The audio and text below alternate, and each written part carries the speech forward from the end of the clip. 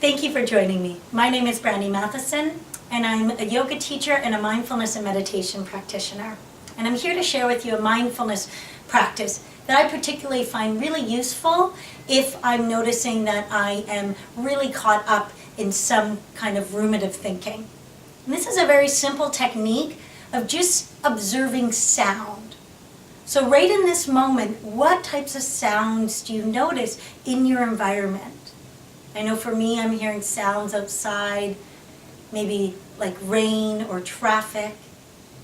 There's also a subtle ticking sound. There's also some voices, so really just noticing for you what sounds are here for you right now. Allowing your outer world to come in. And paying attention to what's happening in this moment.